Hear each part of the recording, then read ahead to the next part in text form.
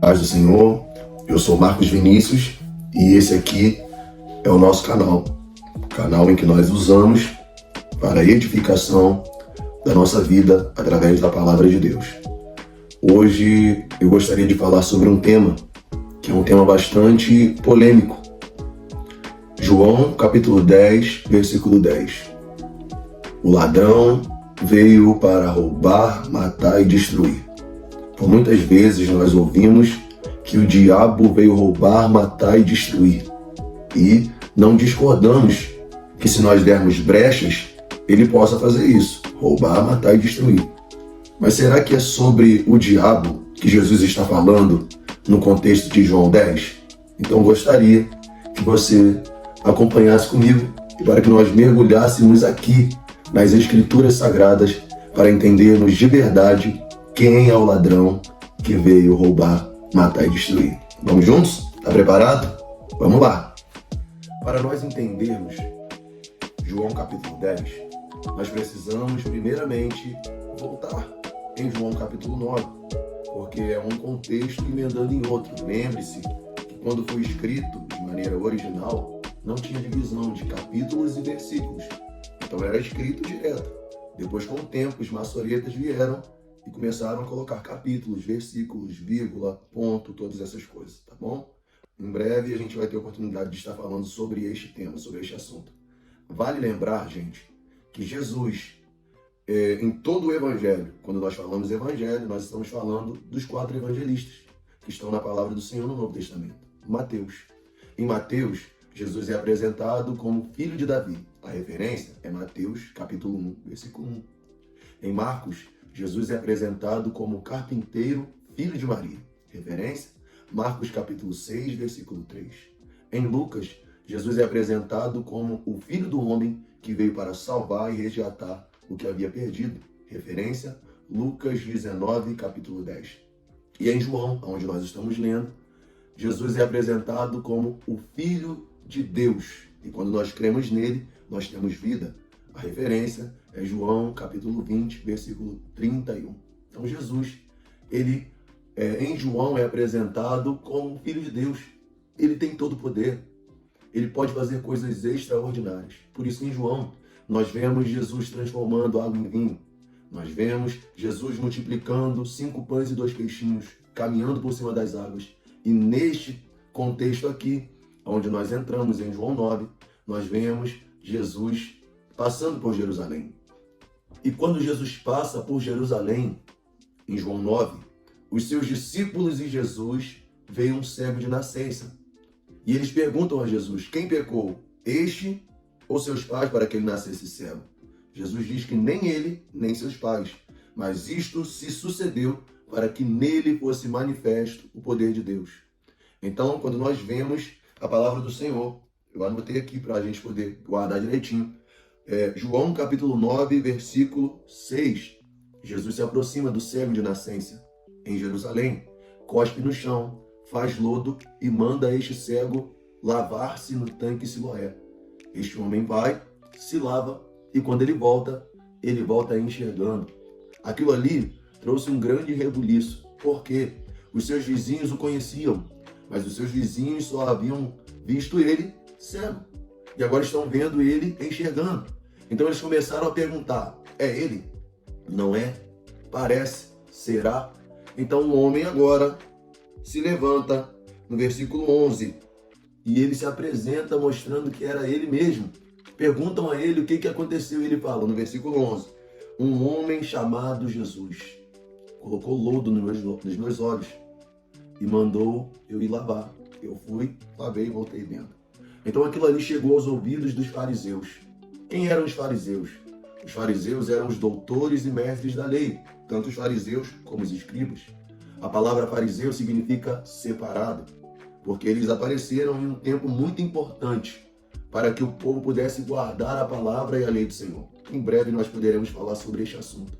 Mas aqui os fariseus, eles eram responsáveis, meus irmãos, pela sinagoga.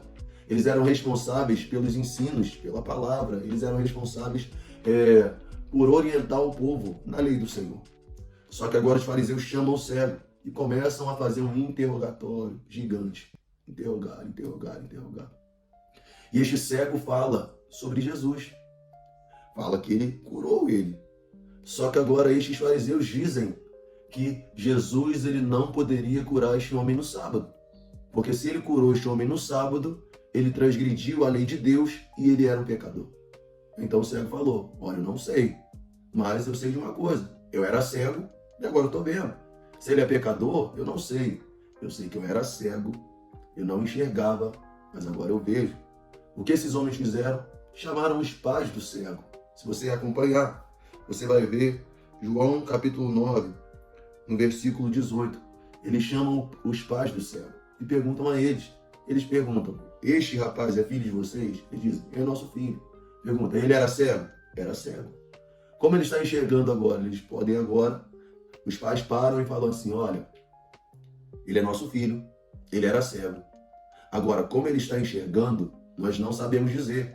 Ele já tem idade. Pergunte a ele. Por quê, meus irmãos? Porque no versículo de número 22, os judeus haviam resolvido entre si que se os homens dissessem que receberam ou que foram curados por Jesus, eles seriam expulsos da sinagoga. Abre um parênteses aqui. Por que a sinagoga era importante naquele tempo?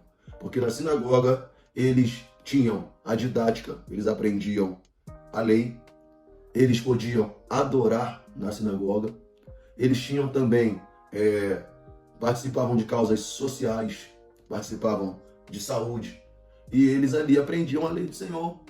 Então, se alguém fosse expulso da sinagoga, automaticamente ele seria privado de tudo isso. Não poderia aprender, não poderia adorar, não poderia tratar se houvesse algum problema de saúde, porque tudo isso era tratado na sinagoga. Ele seria privado de tudo isso. E os pais agora ficaram com medo e disseram, a gente não pode falar. Falaram, ó, ele tem idade, pergunte a ele. Os fariseus chamam o cego novamente, no versículo 24. E agora perguntam novamente. O ex-cego fala com eles que eles estão perguntando tanto que parece que eles querem ser discípulos de Jesus. E aí, o que eles fazem? Eles expulsam aquele homem da sinagoga. Olha aí o versículo 34. Quando eles expulsam esse homem da sinagoga, no versículo 35, Jesus encontra ele e pergunta se ele crê no Filho do Homem. Ele fala, me mostre quem é, para que eu possa crer. E Jesus fala, é este quem fala contigo. A partir daquele momento, aquele cego, aquele ex-cego, que agora ele enxerga, ele adora a Jesus e Jesus o adota. Jesus agora toma a frente da sua luta, tá? É nesse contexto aqui que Jesus, ele começa agora a falar com os fariseus. Ele começa a se referir aos fariseus. E entra João capítulo 10. Porque quando nós entramos em João capítulo 10, olha o que está escrito, a partir do verso 1. Na verdade, ninguém começa uma carta assim. Imagina você escrever uma carta dizendo, na verdade, não. Quando você diz isso aqui é porque você está concordando com o que estava acontecendo antes. Você está meio que ligando o que estava acontecendo antes. Então Jesus, ele está vendo que expulsaram aquele homem da sinagoga, estão cometendo uma injustiça com aquele homem, e agora ele começa. Na verdade, vos digo que aquele que não entra pela porta no curral das ovelhas, mas sobe por outra parte, é ladrão e salteador. Aquele, porém, que entra pela porta é o pastor das ovelhas. A este, o porteiro abre, e as ovelhas ouvem a sua voz, e chama pelo nome as suas ovelhas e as traz para fora. E quando tira fora as suas ovelhas, vai adiante delas, e as ovelhas o seguem porque conhecem a sua voz. Mas de modo nenhum seguirão o estranho, antes fugirão dele, porque não conhecem a voz dos estranhos. Jesus disse-lhes esta parábola, mas eles não entenderam o que ele lhes dizia.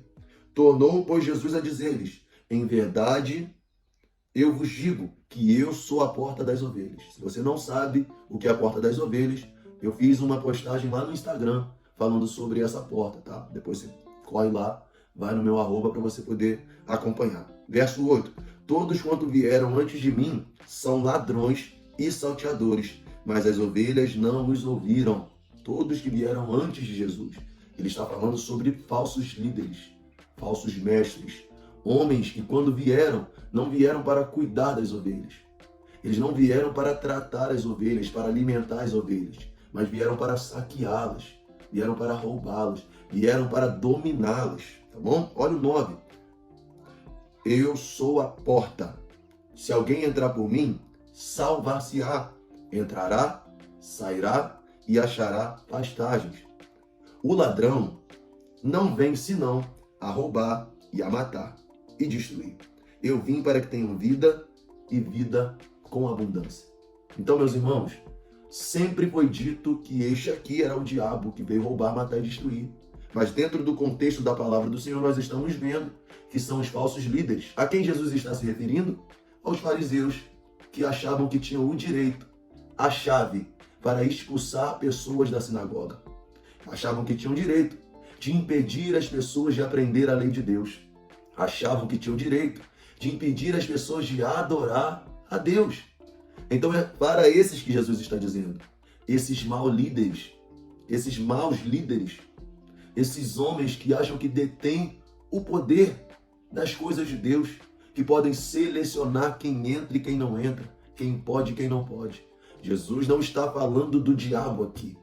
Jesus está falando daqueles homens que se dizem líderes, mas não têm alimento para as ovelhas, não cuidam das ovelhas. Jesus agora apresenta, olha aí, ó, o verso 11, porque ele diz que o bom pastor é ele, e o bom pastor dá a vida pelas ovelhas. Verso 12, mas o mercenário que não é pastor, de quem não são as ovelhas, vê o lobo vir e deixa as ovelhas e foge, e o lobo as arrebata e dispersa. Ora, o mercenário foge, porque é mercenário e não tem cuidado das ovelhas. Eu sou bom pastor, conheço as minhas ovelhas e dou a elas, e delas sou conhecido.